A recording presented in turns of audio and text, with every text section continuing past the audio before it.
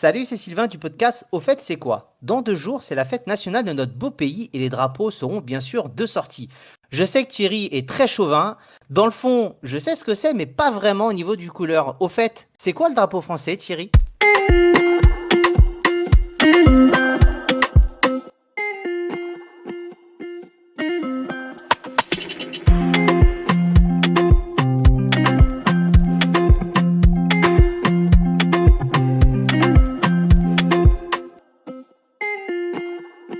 Salut Sylvain, salut à tous. Le drapeau français, bien entendu, c'est alors on va pas chercher, hein, c'est les trois couleurs bleu, blanc, rouge, bien entendu. Et en fait, ça a été défini et imposé en 1930, alors pour être précis, le 9 août, dans le cadre de la monarchie de Juillet. Donc ça, Sylvain, je pense que tu es meilleur que moi en histoire au niveau de la monarchie de Juillet. J'imagine que ça te parle un minimum, la Alors culture ça, générale. ça me parle et je te dirais même que je dirais plus que c'est 1830 que 1930 que tu as annoncé. Ça me paraît un peu trop récent, 1930. Eh ben oui, exactement. Et ben voilà, on C'était pourra pour faire un voir. épisode sur les bugs. Tu vois, je C'est un démarre et je me rate. test. Non, mais c'est un test pour voir si je suivais. Et je me disais quand même monarchie de juillet. Donc oui, on va pas rentrer dans le détail de la monarchie de juillet. C'est un pan de notre histoire. Et effectivement, 1830, le 9 août, donc tu m'as dit pour le drapeau. Voilà, le 9 août. Et en fait, ça a été défini initialement le 15 février 1794 avec la loi du 27 pluviose en deux par le peintre Jacques-Louis David, à pas mélanger évidemment avec Jean-Louis David, c'est pas du tout la même chose. Et donc, dans le cadre de cette définition, les règles par rapport au drapeau français sont une proportion de 2 par 3. Donc, la largeur, si elle représente 2, la largeur représente 3, hein, c'est comme avec les écrans. Et la taille des trois bandes doivent être obligatoirement de la même dimension. D'accord. Oui, c'est vrai que maintenant que tu le dis, on le voit, il n'y a pas eu. On aurait pu avoir une couleur plus prédominante qu'une autre dans l'absolu. Oui, mais pas dans le cadre du drapeau français. Ouais. Et donc, au niveau des trois couleurs, donc ça remonte à l'origine de la prise de la Bastille. Donc, bien entendu, Sylvain, interrogation surprise, prise de la Bastille, Le 14 juillet 1789. c'est bien, tu as bien lu le conducteur. Et Exactement. donc, Ouais, c'est connu ça quand même. Bon, peut-être que les toutes dernières générations ne sont pas au courant, mais je suis d'une époque où quand même ça comptait. voilà, 1515, Marignan, etc. Bon, on va pas faire un podcast Exactement. d'histoire, en tout cas pas aujourd'hui. J'adorerais, mais pas aujourd'hui. Donc, au niveau des couleurs, il y a le blanc et le rouge qui auraient pour origine les couleurs de la ville de Paris et celles de la garde nationale, alors que le blanc représenterait la royauté. Donc, c'est pour ça que forcément, quand on parle de la ville de Paris, la royauté, la prise de la Bastille, on imagine bien que tout ça est un petit peu lié. C'est là qu'on se rend compte à quel point le poids qu'a toujours eu Paris au niveau de la France. Tu sais, dans d'autres pays européens, tu as toujours une capitale économique, culturelle ou autre. Et c'est vrai que chez nous, au final, c'est très centralisé. Et tu dis que même le drapeau de la couleur, et la couleur du drapeau, pardon, bah, ça aurait même été inspiré de cette ville-là. C'est un peu fou, quand même, en vrai. Oui, Bon, je dis, à en tant part que dans le foot, Parisien, mais bon, c'est un... ouais, en tant que Parisien, je vais pas me plaindre, mais je me dis, pour les non-Parisiens, on se dit, c'est quand même vachement mis en avant. Eh oui. Et donc, effectivement, donc le drapeau, comme on disait, est toujours resté bleu, blanc, rouge. Pour autant, il y a eu des... Est-ce que tu savais qu'il y avait eu relativement récemment dans l'histoire des modifications au niveau de ce drapeau? Je crois qu'au niveau de la couleur de mémoire, ça devait être le bleu qui a un peu varié. Et je te dis ça sans lire le conducteur, hein. C'est magnifique. Ouais. Donc, effectivement, en fait, c'est Valéry Giscard d'Estaing, donc qui a été président de la République de 1974 à 1980. Je suis né sous Valéry Giscard d'Estaing. Il avait demandé en fait à avoir une version éclaircie de justement de la partie bleue qui soit utilisée donc pour les services protocolaires.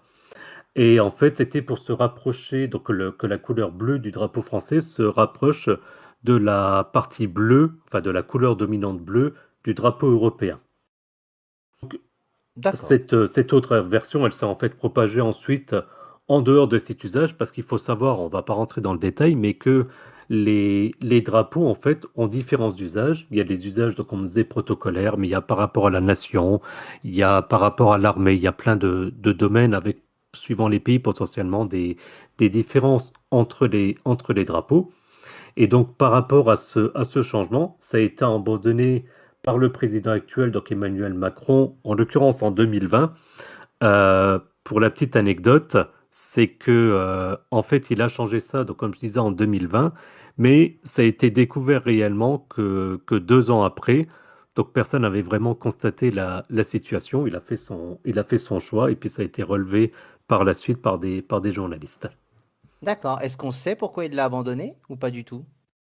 Est-ce qu'il y a une raison? Le, le changement de couleur, l'atténuation des couleurs, tu veux dire? Ah, le fait que Emmanuel Macron ait décidé de l'abandonner en 2020, est-ce que, parce qu'on n'a pas du tout entendu parler, mais est-ce que lui a annoncé quand même pourquoi? Je pense pas qu'il ait fait d'annonce, mais c'était pour revenir vraiment à la base du drapeau français et donc enlever la modification. Il y avait eu un peu dans le même genre des modifications qui ont été mises en place et annulées aussi, par exemple sur la Marseillaise, pour rester un peu sur le D'accord, même domaine. d'accord, ok. Ah non, mais c'est Donc, intéressant. j'espère bien. Et donc après, au niveau du drapeau, alors forcément, du coup, j'ai fait quelques recherches. Et en l'occurrence, le drapeau français, donc vertical, bleu, puis blanc, puis rouge, si on regarde de droite à gauche, est en fait le seul drapeau sur l'ensemble des pays qui se présente comme ça. Est-ce que tu savais par contre qu'il y avait, si on regarde à ce moment-là avec les mêmes couleurs mais de manière horizontale, qu'il y avait plusieurs pays qui avaient donc un drapeau, on va dire, équivalent et retourné? Bah, disons comme ça, moi je t'aurais dit le Luxembourg, Ouais. avec les mêmes couleurs. Je t'aurais dit la Russie, mais avec un ordre un peu différent. Bon, voilà, il y a différents pays, hein, je pense, effectivement, mais on est les seuls. C'est un peu la particularité française. On aime bien se démarquer, hein, de toute façon, à avoir cet ordre-là. On aime bien se Vertical. démarquer, mais par contre, sans parler de l'ordre, effectivement, il faut croire que le bleu, le blanc et le rouge, vraiment en bande, on le retrouve sur les drapeaux de la Croatie, du Paraguay, du Luxembourg, tu l'as dit, des Pays-Bas, de la Russie, de la Serbie, de la Slovaquie, avec petite touche personnelle, c'est qu'en plus, donc la Slovaquie, c'est blanc, bleu et rouge, donc comme on disait, un ordre différent, avec au milieu un symbole qui ressemble un petit peu à la croix de Lorraine. Ça, c'est mon petit cœur de Lorrain qui est obligé de le signaler. Très bien. Donc en gros, tu as visité la Slovaquie, je présume, maintenant. Tu es un peu obligé, pour le coup. Vu que tu On n'est viens de pas à l'abri, promouvoir la exactement. Slovaquie sur ce podcast, j'avais pas prévu en parlant du drapeau français de faire de la pub pour la Slovaquie, mais bon, comme quoi tout peut arriver, hein, au fait, c'est quoi? Incroyable. Alors, du coup, également, tu sais que j'aime bien les anecdotes, j'aime bien quand je fais mes recherches soulever quelques points. Si je te parle du match France-Algérie de 2001, est-ce que ça te rappelle quelque chose de particulier? Bah, c'est celui où il y avait eu l'envahissement de terrain de mémoire, hein, je crois. C'est pas là où Exactement, hein, donc, c'était un peu parti en cacahuète, hein, ce match-là, hein. ouais, c'était bien parti en cacahuète. La Marseillaise avait été sifflée. Enfin bref, ça avait été compliqué. Il faut Mhm. savoir qu'en fait, en conséquence de ce match-là, il y a une loi pour la sécurité intérieure qui a été votée en 2003 et cette loi stipule le fait que, au cours d'une manifestation, pardon, organisée ou réglementée par les autorités publiques, le fait d'outrager publiquement l'hymne national ou le drapeau territorial est puni par une amende de 7 500 euros. Et si c'est commis en réunion, ça peut à ce moment-là être puni de 6 mois d'emprisonnement et également de 7 500 euros d'amende. D'accord. Ouais, on a officialisé, on va dire, le symbole, le fait de ne pas devoir y toucher, que ça soit dans un cadre sportif, politique ou autre. En tout cas, effectivement, on attaque la France si on touche au drapeau ou à la Marseillaise, en gros, si je comprends bien. Exactement, le drapeau et la Marseillaise sont sacrés et donc on n'attaque pas ça. Et si on attaque ça, on attaque la France. Et Ok, donc c'est condamnable. très bien. Et puis, dernière chose, dernière anecdote, nous publions cet épisode à une date quand même un petit peu particulière. Parce que je sais pas Ah si tu as oui, regardé le calendrier, mais du coup, ça sera publié le 12 juillet 2023, c'est-à-dire 25 ans après la finale de la Coupe du Monde au Stade de France, avec le fameux 3-0 contre le Brésil, avec notre Zizou national qui nous avait mis 2 buts de la tête. Donc, ouais, là pour le coup, on en a vu des drapeaux, hein. On en a vu des drapeaux, et puis en plus, au niveau du bleu, blanc, rouge, alors petit rappel pour les plus jeunes d'entre nous, cette Coupe du Monde donc se déroulait en France. Ouais. L'équipe de France jouait, alors hormis la couleur extérieure avec un maillot blanc, mais principalement c'était justement avec un maillot bleu, un short blanc et des chaussettes rouges, donc comme le drapeau national. Ouais. Et il y avait la mascotte de la Coupe du Monde qui également reprenait ses couleurs. Donc Footix était habillé de bleu, de blanc et de rouge. Si après ça, vous vous souvenez plus des couleurs du drapeau français et si vous n'avez pas quelques anecdotes en tête, à ce moment-là, je ne sais pas ce qu'on pourra faire de notre côté. Non, c'est clair. Mais c'est vrai que les équipes sportives, de toute façon, toutes les équipes sportives ont toujours ces 3 couleurs-là. Alors après, le foot, c'est vrai que maillot, chaussettes et shorts, ça permet de vraiment mettre les 3 couleurs. Mais c'est sympa, ça fait classe, hein, de gagner avec les couleurs de son pays au Stade de France en finale contre le Brésil. C'est beau quand même. Pour preuve, on s'en souvient encore et on sait, ça fait partie très certainement des événements où on sait tous où est-ce qu'on était à ce moment-là. Exactement, c'est ça.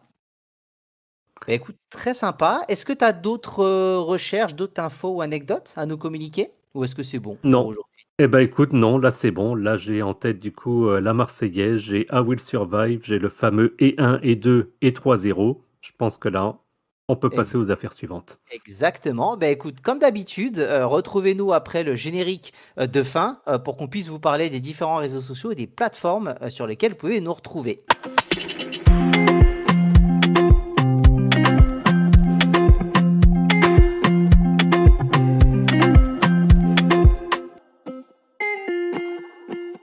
Et c'est de nouveau Sylvain du podcast Au fait c'est quoi?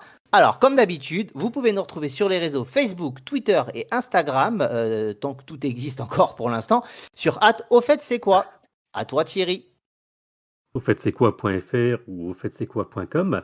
Et puis également, vous pouvez suivre nos podcasts donc via les principales applications, donc comme vous le faites déjà actuellement. Les liens sont disponibles donc sur le site qu'on a cité précédemment. Et puis enfin, vous avez la possibilité de nous soutenir financièrement via notre Patreon, donc patreon.com/. Au fait, c'est quoi? Patreon, ça s'écrit Patreon. Comme diraient les présidents, vive la République et vive la France! Au revoir.